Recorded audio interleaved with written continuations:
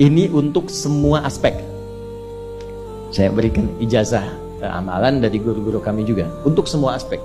Jadi kalau ilmu insya Allah meningkat lebih kuat, kalau bisnis, kalau bekerja itu lebih lancar dan dilindungi oleh Allah, ya berkah. Kalau di birokrasi, di kedudukan, di apapun, itu pun diangkat oleh Allah dengan cara yang baik dan terhormat, ya karirnya di semua aspek.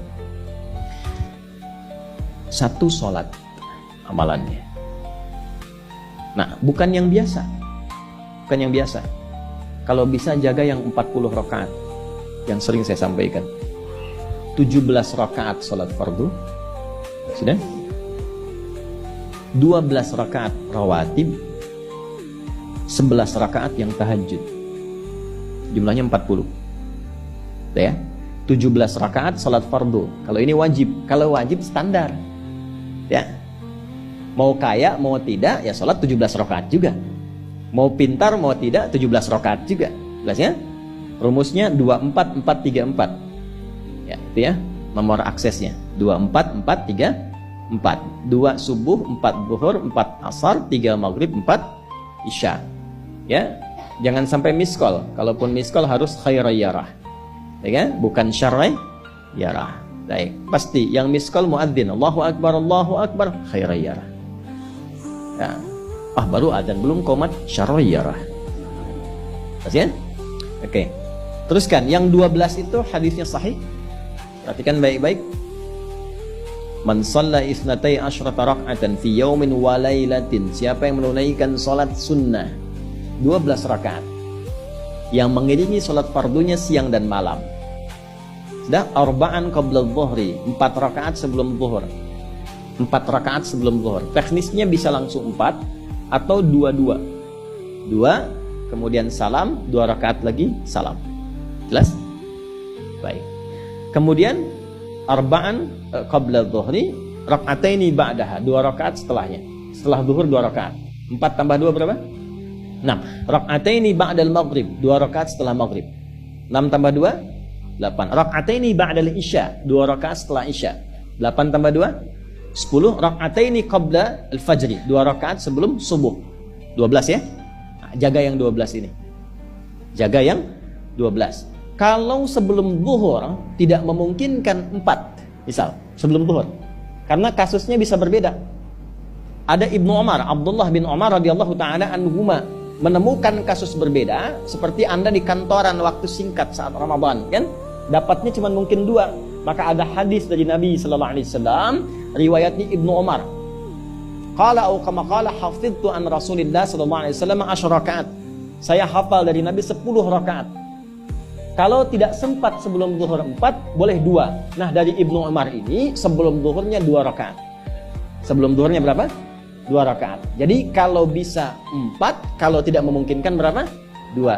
Orang yang terbiasa 4, lalu karena kondisi tertentu dia mengerjakan 2, tetap dicatatkan oleh malaikat 4 jumlahnya.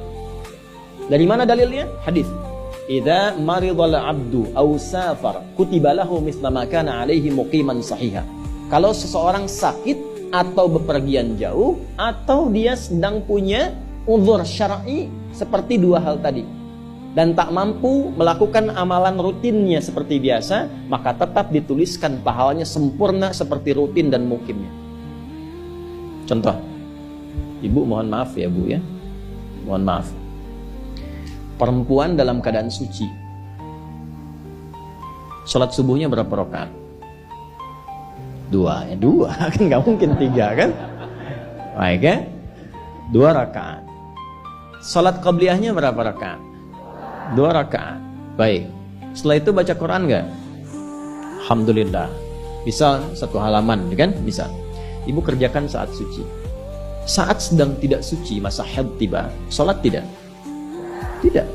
Baca Quran tidak? Nah, kalau punya kebiasaan sholat, baca Quran, dan tiba masa haidnya, itu pahalanya tetap dituliskan sesuai kebiasaan. Harus tahu itu. Makanya manfaatkan, karena kalau sudah tiba masa monofos, sama. Itu Allah tuh memberikan kemuliaan khusus. Makanya bu, kalau ngaji dengan ustadz-ustadz tertentu, bikin kurikulum ngajinya fikih perempuan aja, gak usah jauh-jauh. Fikih perempuan. Keluarkan, karena banyak pahala mengalir di dalamnya. Ya. Dan kadang-kadang saya suka bingung kalau bahas fikih rumah tangga itu kenapa yang tegang-tegang gitu. Sekarang fikih parenting sekarang tuh kayaknya menegangkan antara surga neraka aja tuh. Tanggung jawab suami, hati-hati dengan istri. Padahal Qur'annya mengatakan rumah tangga itu penuh dengan permainan yang menyenangkan. Yang ada banyak candanya.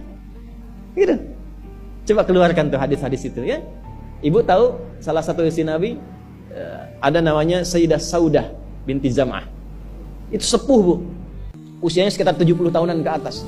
Dan beliau, Nabi SAW bangunkan rumahnya, itu kamarnya di samping Sayyidah Aisyah, dekat Raudhah.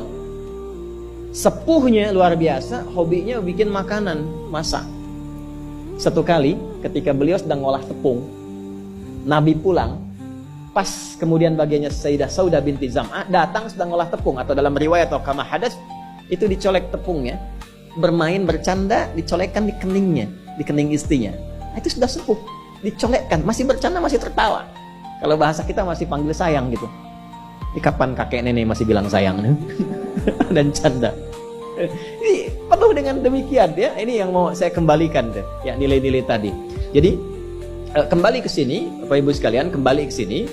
Yuk urutkan lagi, kita agak cepat masuk ke dalam pembagiannya. Detil pada pembahasan ini, satu salat 40 rakaat.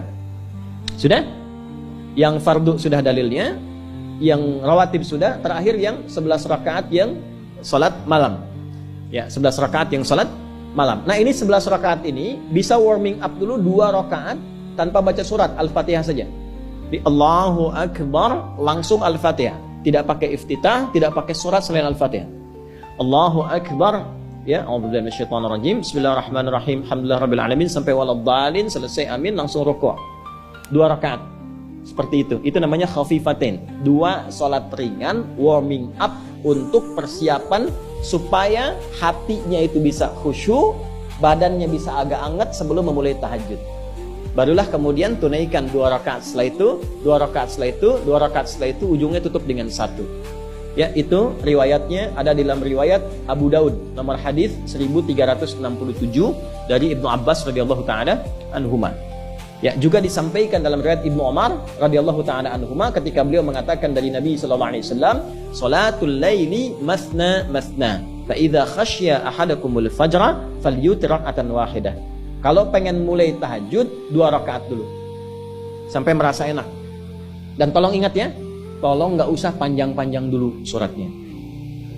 Untuk berlatih 11, mulai dengan 2 dulu. Kalau belum sempat 11, 2 dulu. 2 rakaat aja. Tolong, mohon jangan paksa tambah 2 rakaat. Itu pun bangunnya jangan terlalu malam. Jangan terlalu awal malam. Subuh jam berapa sekarang? Terjadi perbedaan pendapat. Oke, 4.25 lah ya. Misal 4.21, 4.20 lah. Pas ya. Misal kita ambil tengah-tengah 4.20. Sudah, bangun 4 kurang seperempat. Jam 4 kurang seperempat. Karena hadisnya mengatakan ada persiapan sebelum wudu. Ya. Karena Nabi sallallahu alaihi wasallam adalah kebiasaan Nabi sallallahu alaihi wasallam idza staiqadha min naumihi, kalau bangun dari tidurnya fajalasa, duduk dulu. Duduk. Wa masaha biyadihi min athari naumi, kemudian menghapus bekas ngantuknya. Ya, menghapus jejak ngantuk dengan bagian tangan yang bersih. Itu kan butuh waktu. Ya. 4.15 bangun. Duduk dulu, atur alarm. Ya, alarm mungkin ya 3.15, 3.30, ya, kemudian jam 4 terakhir. Alarm pertama untuk mematikan alarm kedua. Alarm kedua siap-siap, alarm ketiga sadar. Ya, kan? Ya begitu, itu rumusnya. Nanti kalau sudah ayat tahajud masuk Al-Isra, nanti saya jelaskan. Itu ada isyaratnya di Quran. Bukan isyarat alarm ya, tapi isyarat perjuangan kita untuk bangun. Jadi 4 kurang 15 itu adalah persiapan supaya jam 4 bisa wudu. Ya, begitu jam 4, thumma dhahaba ila shinin mu'allaqah, pergi ke tempat kemudian berwudu, tempat tertutup, wudu, selesai, balik lagi, kan 4.20 adzan kan? Misalnya 4.10 mulai sholat. Kalau 2 rakaat kan gak lama-lama. 5 menit, witirnya 1 menit, 3 menitnya istighfar, nunggu subuh. Ya, bacanya jangan tinggi-tinggi. Al-Falaq, An-Nas, witirnya Al-Ikhlas. Besoknya Anda sudah bosan 4 rakaat. Ad-Duha, Al-Insyirah, Al-Falaq, An-Nas, Al-Ikhlas. Besoknya terus sampai bosan tambah 6 rakaat sampai konsisten 11. Jelas? Mulai dengan seperti itu, 11 tambah 12, ya kan? Berapa? 23 tambah 17, 40. Tolong jaga ini, selama hidup tunaikan aja. Kalau tidak percaya, silahkan coba. Nanti lihat apa perubahan yang terjadi dalam kehidupan. Demi Allah saya katakan silahkan coba. Yang kedua Al-Quran. Yang kedua apa? Al-Quran. Kan ada 3 tadi ya? 1, salat. Kedua, Al-Quran. Jangan lewatkan 1 hari tanpa baca Al-Quran. Walaupun hanya 1 ayat. Walaupun hanya 1 ayat. Walaupun keterlaluan sih 1 ayat itu. Ya. Alif Lam Mim. Dah. Pesan Ustaz kan 1 ayat. Nun. Dah. Oke. 1 halaman. Nah, biasanya begini, semakin banyak dibaca, semakin terjadi perubahan yang berbeda. Kalau ingin nguji begini, hari ini baca 1 halaman, besok baca 2 halaman. Nanti lihat perubahan yang terjadi antara hari ini dengan besok. Pasti ada pengaruh. Paling minimal, Allah akan jaga keadaan diri kita dari berbagai bentuk kegelisahan. Semua tenang aja. Ada masalah apapun, kasih ketenangan, kasih ketenangan. Dan ketenangan itu paling mudah melahirkan solusi. Jelas? Oke, 2, Al-Quran. 3 kira-kira apa? 3 apa kira-kira? 3, jaga wudhu. Gak pakai jaga wudhu. 1, sholat. 2, Al-Quran. 3 apa? Jaga wudhu. Apa dampak psikologisnya jaga wudhu? Tidak ingin batal wudhunya. Kalau orang tidak ingin batal, maaf kalau kebanyakan bohong batal tidak. Maksiat, itu batal maknawi. Makanya orang punya wudhu itu pasti kalau dia selalu jaga wudhunya akan terjaga dalam kebaikan. Karena fungsi wudhu salah satunya mencegah maksiat. Itulah sebabnya setelah wudhu kita doa taubat. Coba selesai wudhu kok taubat. Asyhadu an la ilaha illallah wa asyhadu anna Muhammadan Rasulullah. Kemudian Allahumma ja'alni minat tawwabin. Ya Allah, jadikan aku orang yang selalu tobat, bebas dari maksiat. Itulah rahasia wudhu. Salah satunya menjaga seseorang dari perbuatan maksiat. Ya, tidak bermaksiat, jaga wudhu. Saya itu banyak bercanda dengan keluarga, termasuk anak-anak. Bercanda terus, tapi serius dalam 3 hal. Salat, Quran, dan jangan pernah bermaksiat. Itu kalau anak saya tuh pegang, Bu, Pak, ini cerita aja ya, pegang mushaf gak benar aja itu bisa saya lempar dari jauh. Minimal saya teriaki. Pegang mushaf gak benar, bukan gak baca, pegang mushaf. Misal mushaf harusnya begini, misalnya dia pegang begini atau taruh di atas paha, kaki misalnya apa, itu bisa saya lempar dari jauh. Perbaiki. 3 itu serius. Ya, karena itu adalah sesuatu yang bisa merubah kehidupan kita, dan itu yang paling memuliakan kita dan dimuliakan kita dengan itu. Itu poinnya. Tapi yang lain kita bisa bercanda. Sholat jangan main-main, karena itu inti kebahagiaan hidup kita. Dan maksiat itu yang paling fatal mengantarkan pada, maaf, kehidupan akhirat yang buruk. Neraka itu kan karena maksiat. Nah, 3 itu ya, tolong jaga, nanti lihat perbedaannya.